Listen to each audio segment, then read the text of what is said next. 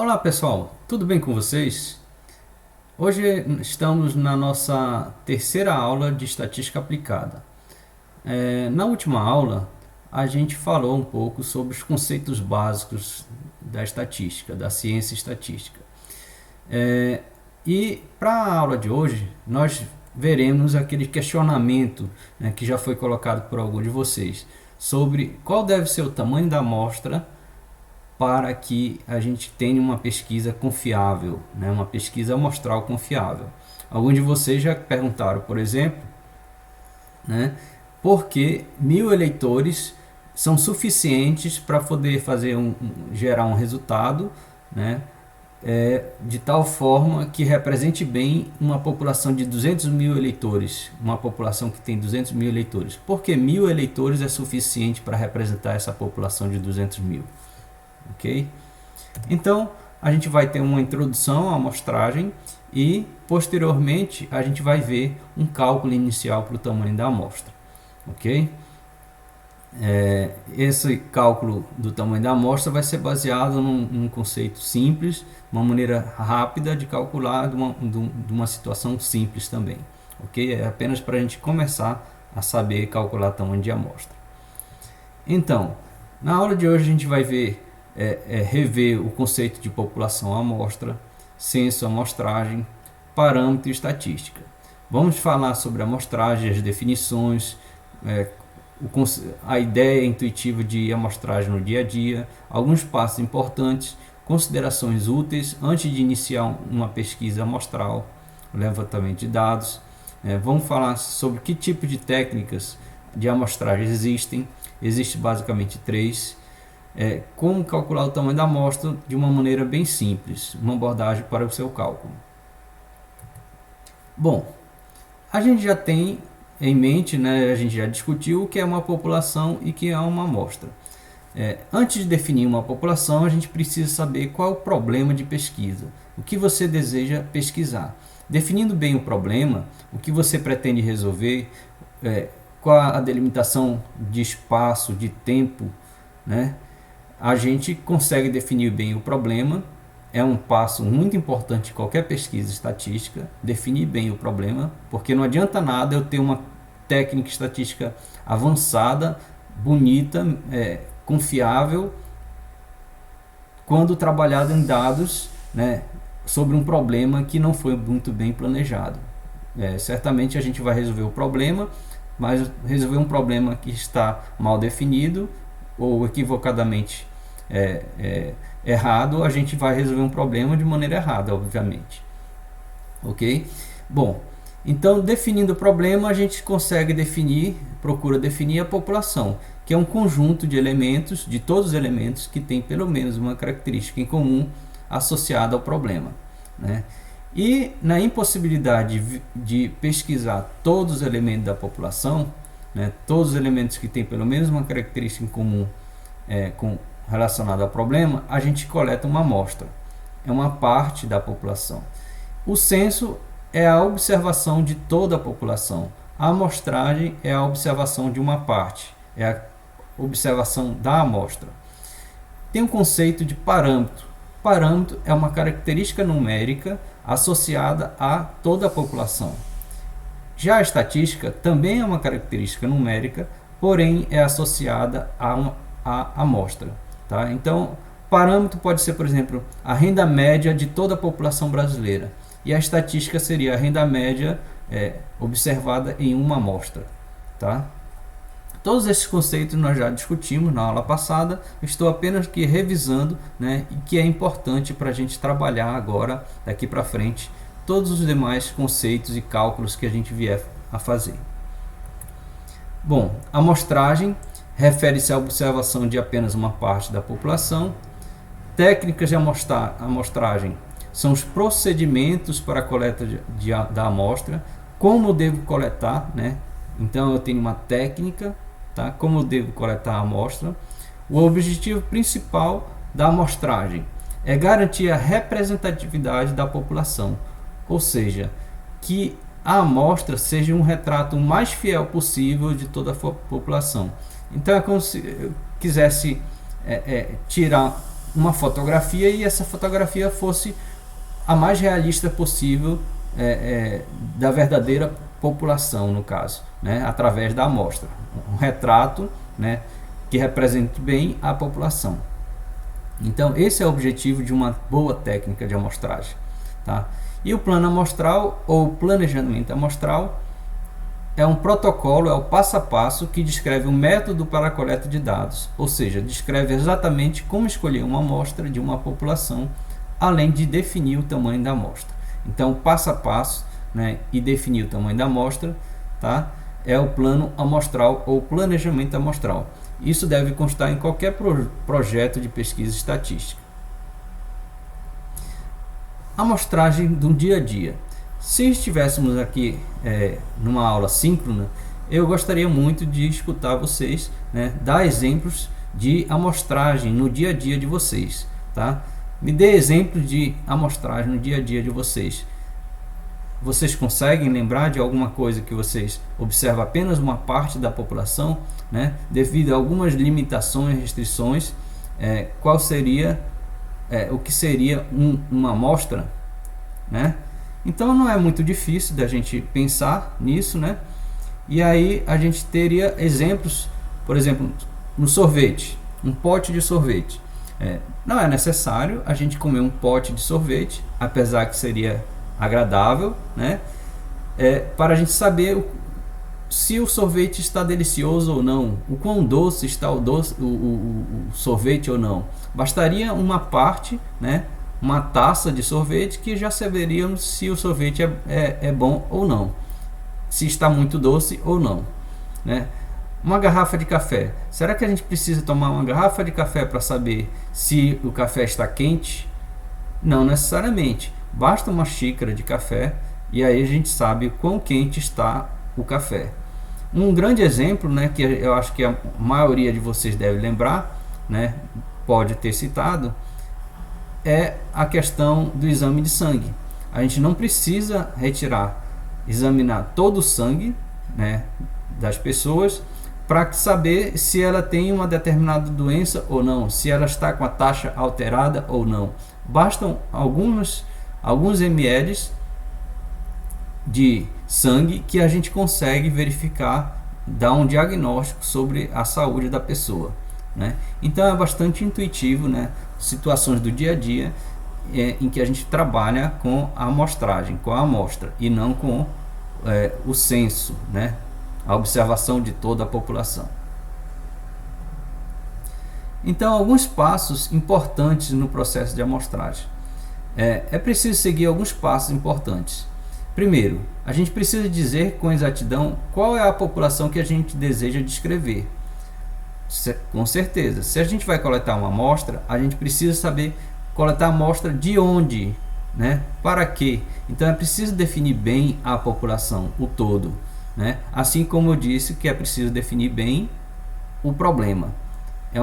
Vejam que existe uma sequência lógica, né? E que elas, não necessariamente elas de cima para baixo, elas podem estar interligadas, né? Você pode chegar no objetivo e de repente encontrar um problema e precisa voltar na definição do problema da pesquisa, do problema de pesquisa. E aí a gente retorna para a definição do problema de pesquisa, vai para os objetivos, define a população bem. É preciso também dizer exatamente o que desejamos medir, né? Será que a gente vai medir muitas variáveis, poucas variáveis, né? São variáveis difíceis de serem mensuradas. Quanto mais difícil for as variáveis, os dados a serem mensurados, mais evidente fica a necessidade de coletar uma amostra. No planejamento de uma pesquisa por amostragem, é extremamente útil considerar alguns aspectos. Primeiro, os objetivos do levantamento devem estar claramente enunciados, como eu acabei de falar há pouco. A gente precisa saber exatamente o que a gente deseja. Todos os dados relevantes para um problema devem ser coletados, tá? Mas deve ser evitada a coleta de dados desnecessários. Bom, é preciso a gente definir bem quais os dados que a gente precisa coletar para atingir os objetivos da pesquisa. Tá? Agora, a gente não pode se estender muito, construir, por exemplo, um questionário com muitas questões, porque as pessoas vão se cansar, digamos, de responder, né? E aí vai começar a gerar dados que não são muito coerentes, são inconsistentes. Por outro lado, nós não podemos coletar poucos dados, né? Porque a gente pode chegar lá na frente e precisar de resultados, de informações, só que por falta de dados a gente não consegue responder algumas questões objetivas da pesquisa. Então é necessário um meio termo entre a coleta de muitos dados e a coleta de poucos dados. Mas todos os dados relevantes devem ser coletados e evitar dados desnecessários. Devemos estabelecer a forma em que os dados serão registrados. Na hora de coletar os dados, a gente deve, sempre que possível, codificar. Por exemplo, gênero, a gente codifica 0 masculino, 1 feminino. Se é fumante ou não, 0 não fumante, 1 fumante. E assim por diante. Número de filhos, 0 filhos, 1 filho, 2 filhos, 3 filhos. Existem dados que já são diretamente codificados. Por outro lado, a gente deve prever a forma de registro nos casos em que não existe dado, evitando a ausência de determinado dado, que a ausência de determinado dado seja tomada como uma resposta negativa ou valor zero. Então, por exemplo, coletar o número de filhos de uma pessoa. É necessário já prever a seguinte situação. Quando a pessoa não tem filho, é necessário que codifique como 0. Por quê? Se você na hora de digitar, como não tem filho, deixar de digitar a quantidade de filhos, essa ausência de dado, ela pode ficar dúbia, né? Será que é a ausência de dados porque ela deixou de responder a esta questão do número de filhos, ou é porque não tem filho, 0 filhos? Então é necessário ter determinados cuidados. Quando você prevê alguma informação ausente, geralmente é interessante ou deixar em branco na digitação dos dados numa planilha eletrônica, tá?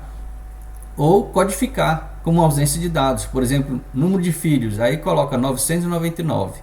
Quando perde essa informação, não é fornecido esse dado, tá? E 0 para garantir que tem 0 filhos, ok? Então é necessário prever algumas situações nesse sentido. Deve-se também, recomenda-se realizar um estudo preliminar sobre a forma de coletar os dados, antes da pesquisa amostral final. Então uma coisa interessante, que pode evitar problemas futuros, inclusive gasto de maior tempo numa pesquisa, gasto de financeiramente falando desnecessário, tá? É trabalhar com a amostra piloto. Antes de coletar uma amostra por completo, uma amostra final, a gente pode pegar e realizar uma pesquisa piloto.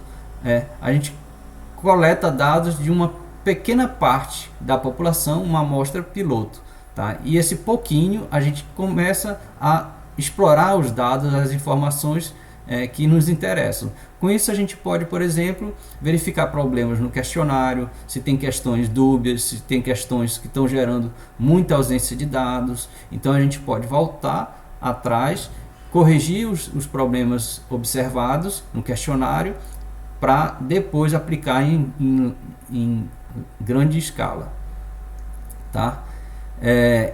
E a amostra piloto ela serve também para coletar alguns dados e gerando informações para o cálculo do tamanho amostral final, da amostra final.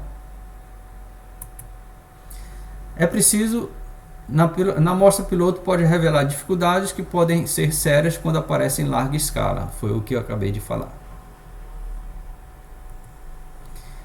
E para estimar o tamanho da amostra. Então tudo isso a amostra piloto ela permite. Bom, existem 3 grandes técnicas de amostragem, 3 grandes grupos de técnicas de amostragem. E a primeira é levantamentos amostrais, que é o, digamos, o que a gente mais percebe no dia a dia, tá?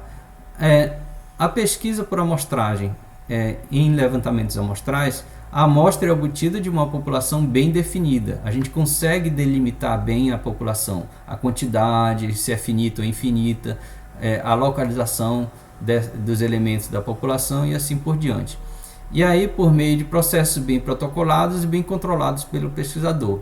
Como a gente consegue delimitar bem a população, os elementos, onde eles estão localizados e assim por diante, a gente consegue controlar bem a pesquisa.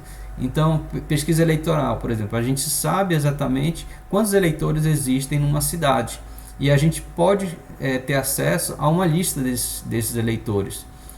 E aí a gente tem as residências, né? Então a gente consegue controlar alguma coisa para levantar os dados amostrais.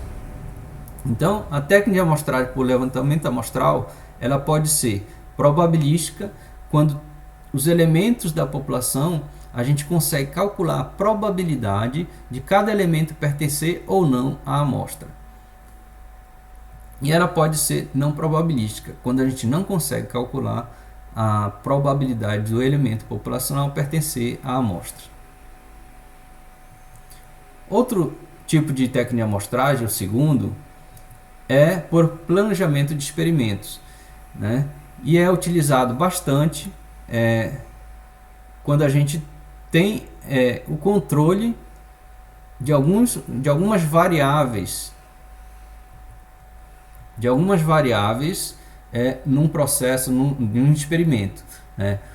É bastante utilizado, por exemplo, em agronomia, onde a gente quer testar a eficácia de adubos. Existe um adubo A, adubo B. Será que o adubo B é melhor do que o A, onde B é um novo adubo? Então a gente realiza um experimento, a gente controla a localização dos adubos, as plantas que serão colocadas ali no adubo, a posição com relação ao sol, né?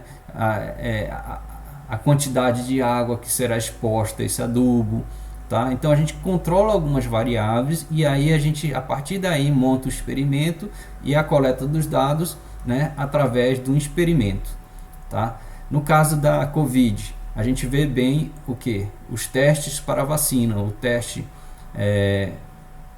duplo cego, né, o experimento duplo cego, onde as vacinas são submetidas às pessoas, algumas são as verdadeiras vacinas, outros o tipo placebo, e quem distribui as vacinas não sabe exatamente qual é placebo, qual é efetivamente a vacina.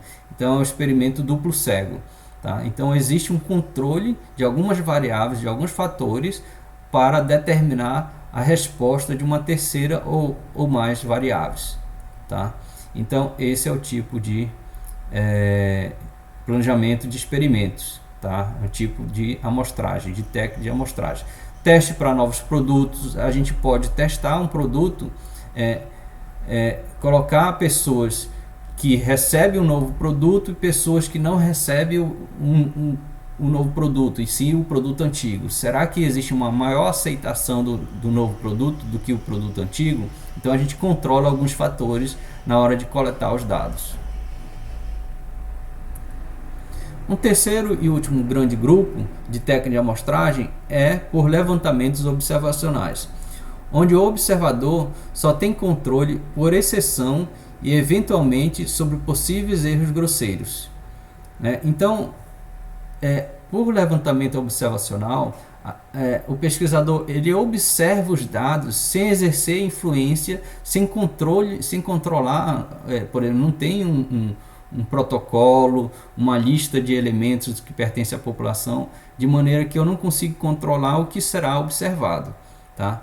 Um bom exemplo são as séries temporais típicos, né? São típicos desses levantamentos observacionais. Séries temporais, por exemplo, índice da Bovespa, né, no ano de 2021 por mês, ou 2020 por mês.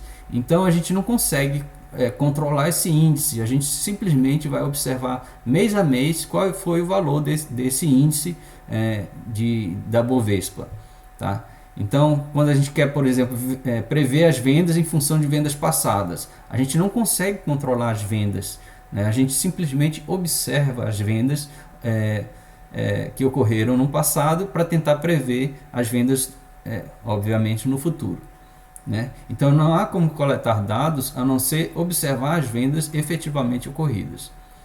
Para realizar a inferência nesse caso, podemos pensar que a série de vendas observada é uma das infinitas possíveis séries. Então, as vendas foram observadas, em certo período cresceu, depois decresceu. Tá? Isso é apenas uma possibilidade dentre várias outras possibilidades de observação de comportamento dos dados ao longo do tempo. Tá? Então, esse é um terceiro e último grande grupo de técnica de amostragem. Tá? Então, repetindo, existe pesquisas por levantamento observacionais, é o que a gente acabou de ver, técnica de amostragem por experimentos, né? Planejamento de experimentos, e os levantamentos amostrais, onde a gente tem protocolados, processos protocolados para coletar os dados, levantamentos amostrais. Bom, e aí a gente chegou numa parte que é interessante, né, que alguns de vocês estão curiosos para ver isso, né? É apenas uma maneira, tá, dentre outras mais sofisticadas, de calcular o tamanho de uma amostra, né? Eu quero saber quanto eu devo pesquisar para ter um retrato fiel da minha população, né?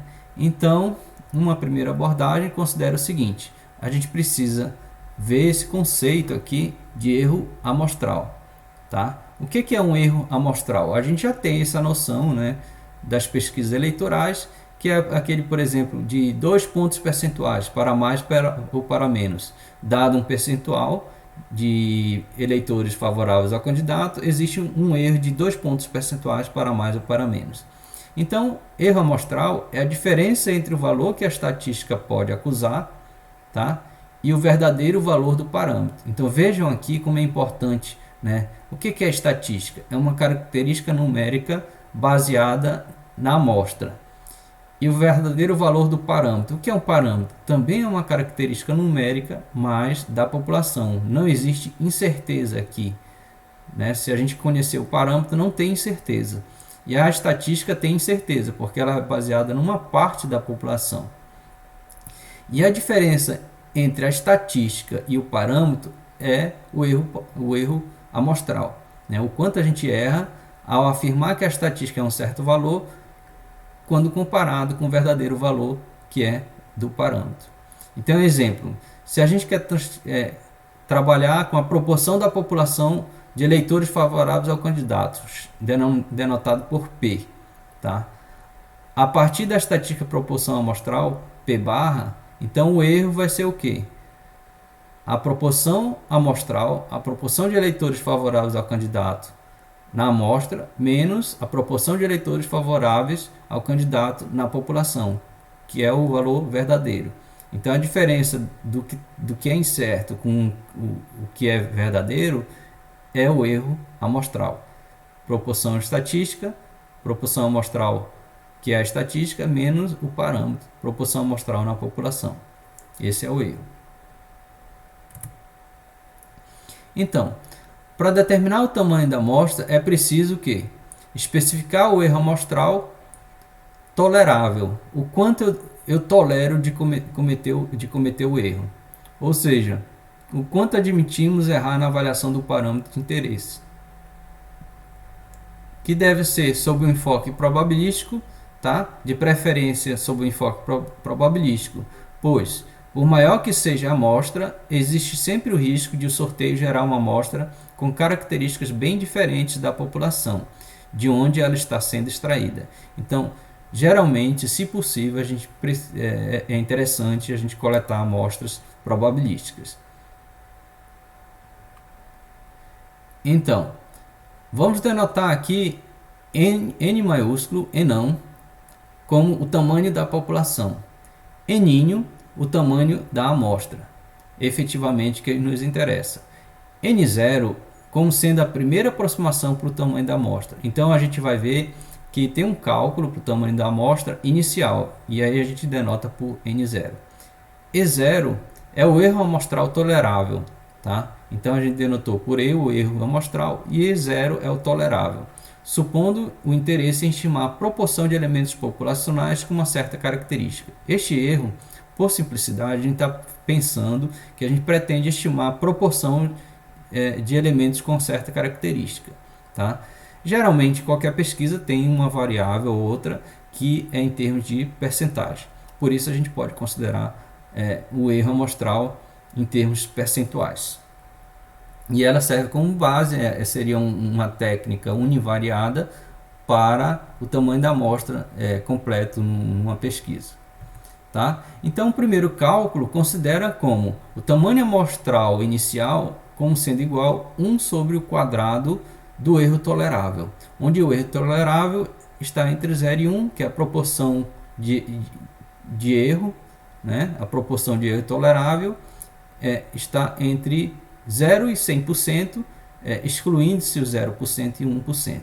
Ok? Senão não tem sentido. 1 sobre 0 fica indeterminado. 1 sobre 1 não tem o que calcular aqui com relação ao tamanho da amostra. Só que esse tamanho de amostra ele não leva em consideração a existência, o conhecimento do tamanho da população. Então a gente pode ou deve fazer uma correção do tamanho amostral, levando-se em consideração o tamanho da população e não. E aí o tamanho da amostra final será igual o tamanho da população populacional vezes o tamanho da população inicial, dividido pelo tamanho da população populacional mais o tamanho populacional inicial. Tá? Então esta é uma correção, tá? Para considerar o tamanho quando o tamanho da população é conhecido. Tá? Uma observação que eu faço é que esse cálculo de tamanho de amostra ele leva em consideração este daqui do tamanho amostral inicial, ele leva em consideração por detrás disso uma aproximação de uma amostra que leva a um resultado confiável de 95% de chance de estar correto nas suas inferências. Tá? Além de 95% de chance de estar correto, considera-se também uma proporção, uma variabilidade máxima dos dados, que é quando a proporção na população é meio. Então, meio vezes meio, que é a variância de uma Bernoulli, gera uma variância máxima. Então, quando os dados têm uma variância máxima, que aí dá 1/4, meio vezes meio, 1/4, com variância máxima dos dados e uma confiança de 95%, tem-se que o tamanho da amostra é aproximadamente 1 sobre o quadrado do erro. Okay? Então, essa fórmula ela tem uma certa explicação teórica. Okay? Então, vamos agora para um exemplo de como a gente calcular o tamanho da amostra. Tá? Então, numa pesquisa de levantamento por amostragem, pode-se verificar que existe uma população com 200 famílias moradoras de um certo bairro. Essas características da pesquisa, os parâmetros, são especialmente do tipo percentagem, tais como a percentagem de famílias que usam programas de alimentação popular, ou a percentagem de famílias que moram em casas próprias, etc. Tá? Então existem, no certo bairro, 200 famílias e a gente tem interesse, dentre outras características, em estudar a percentagem de famílias que têm programas de alimentação ou percentagem de pessoas que moram em casas próprias. Daí a gente quer determinar o tamanho de amostra para pesquisar 200 famílias. Por questão de custo, né, financeiro, tempo, recursos pessoais, a gente não tem acesso a 200 famílias e a gente pretende observar apenas uma parte. Então a gente pergunta, qual deve ser o tamanho mínimo de uma amostra aleatória simples, tal que possamos admitir com alta confiança que os erros amostrais não ultrapassem 4%. Tá? Então percebam que 4% é o limite tolerável de erro que a gente pensa em realizar nossas inferências. Tá? Então se eu chegar a dizer, olha, 40% das pessoas, das famílias, tem casa própria. Então, se 4% é o erro tolerável, quer dizer que está entre 36% e 46% a verdadeira proporção de famílias com casa própria. Tá? Então, qual deve ser agora o tamanho da amostra nessa pesquisa? Ok?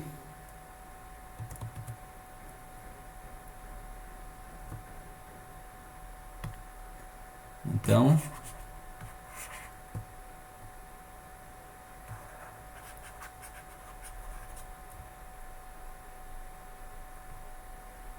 vejamos aqui o que nós temos. Nós temos o tamanho da população,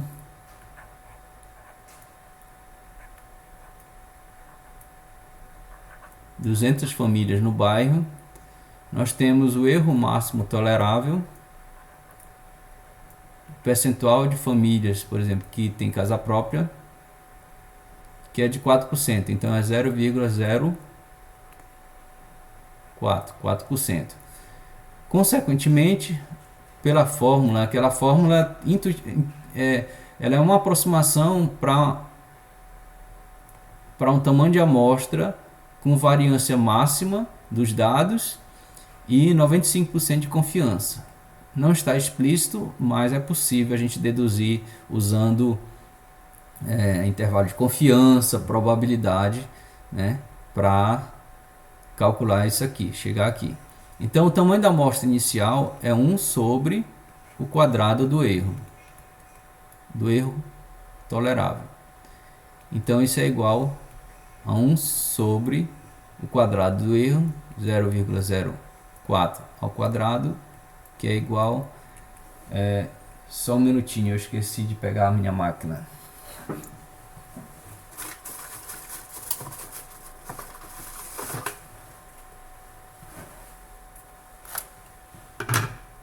Então, 1 dividido por 0,04 ao quadrado, 625. Tá? Então, inicialmente, deveríamos entrevistar 625 famílias. Ora, é um tanto que absurdo. Por quê? Porque qual é o tamanho da minha população? 200 famílias no bairro. Tá? E aí o tamanho da amostra inicial deu 625 famílias. Tá? Então poderíamos pensar que deveríamos entrevistar toda a população, 200, né, por esse resultado. Mas não seria uma amostragem. Uma amostra não seria uma amostragem, seria um censo, o que não é muito interessante. Ok? Como a gente conhece o tamanho da população, a gente pode pegar esse tamanho amostral inicial e fazer uma correção. Ok? Então, um tamanho de amostra final seria igual ao tamanho da população vezes tamanho inicial da amostra dividido por tamanho da população mais tamanho inicial da amostra. E isso é igual tamanho da população 200 vezes 625 dividido por 200 mais 625. Isso é igual 200 vezes 625 dividido por 825 por 200 mais 625. 151,52. Como deu decimal, a gente aproxima pelo maior inteiro mais próximo. Maior inteiro mais próximo. Então, aproximadamente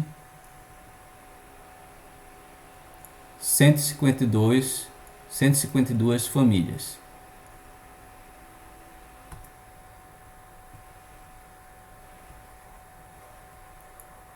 Então, o tamanho da amostra deveria ser entrevistar 152 famílias, ok?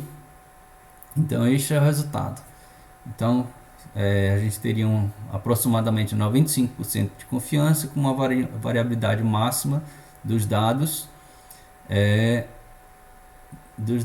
e aí o tamanho da amostra seria no mínimo de 152 famílias quando a gente tem uma população de tamanho 200, ok? É interessante observar que quanto menor esse erro, o tamanho da amostra, você quer ter mais confiança, consequentemente o tamanho da amostra deve ser o que? Maior, não é verdade? E quanto maior o erro, 1 sobre uma quantidade grande, tende a zero, né? Tende a um tamanho de amostra pequeno. Então o tamanho da amostra é inversamente proporcional ao erro tolerável. Quanto mais confiança, menor é o erro, maior é o tamanho da amostra. Quanto mais confiança você quer na pesquisa, maior deve ser o tamanho da amostra e vice-versa. Ok? Então vamos voltar aqui, né? E aqui, segundo exemplo, considerando os objetivos e os valores fixados no exemplo anterior, qual deveria ser o tamanho da amostra se a pesquisa fosse estendida para toda a cidade? Ou seja, antes era para o bairro, e aí que contém 200 mil famílias residentes. No bairro tinha 200 famílias e agora para toda a cidade são 200 mil famílias. Então a mesma pesquisa para toda a cidade. O que você nota de diferente entre este resultado e do exemplo anterior, né? Então o que vai mudar? Nesse momento, o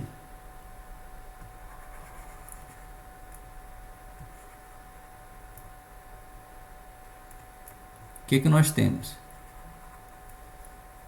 A única diferença vai ser o tamanho da população. N igual a 200 mil. Né? Então, o tamanho da amostra inicial continua sendo 625. Na verdade, 625. Porque o erro tolerável continua sendo 4%. Então, 1 sobre o quadrado de 4% é 625. Mas o tamanho da amostra, o N, é igual ao tamanho da população, 200 mil, vezes o tamanho da amostra inicial, 625, dividido pelo tamanho da população, 200 mil, mais tamanho da amostra inicial, 625. Isso é igual. Quanto vocês acham que vai dar esse valor? O tamanho da amostra final. 200 mil vezes 625 dividido por 200 mil 625.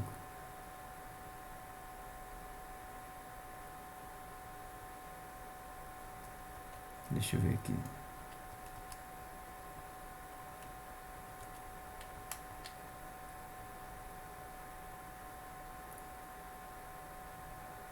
Duzentos mil 625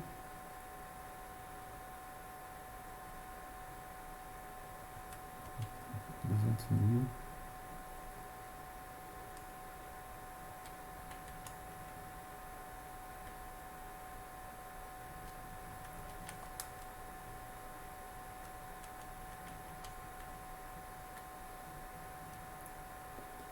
Então, resultou em 623,05.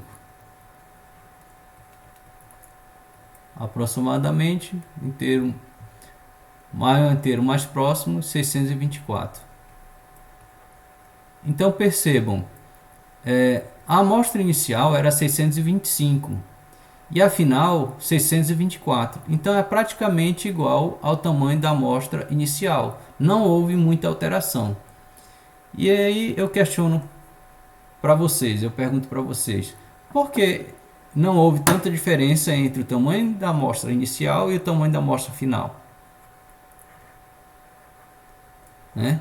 Enquanto que quando a gente tinha apenas 200 famílias na população, a amostra inicial era 625 e caiu de forma considerável para 152, né, na amostra final, tá? Então a resposta para isso é a seguinte, né? Percebam que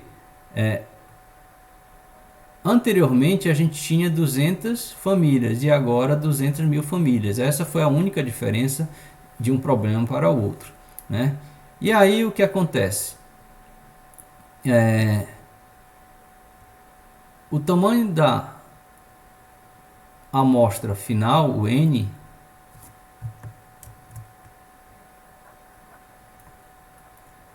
é que depende do tamanho da população. O tamanho da amostra inicial a gente percebeu que não depende, né? A gente observa que não depende da população, do tamanho da população.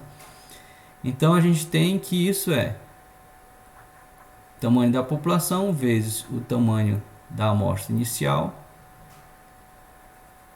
dividido por tamanho da população mais tamanho da amostra inicial. E isso é igual, eu vou dividir tudo por n, ou seja, numerador e denominador por n, tá? O tamanho da população. Então vai ficar tamanho da amostra inicial dividido enão, dividido por enão é 1, mais tamanho da amostra inicial dividido pelo tamanho da população. E percebam que quando o tamanho da amostra, aliás, da população tende a infinito, ou seja, ser grande, uma população de tamanho grande, quando o tamanho da população é muito grande, esse n0 sobre n, um valor grande, tende a zero. Concorda comigo? Então, isso aqui, quando o tamanho da população cresce,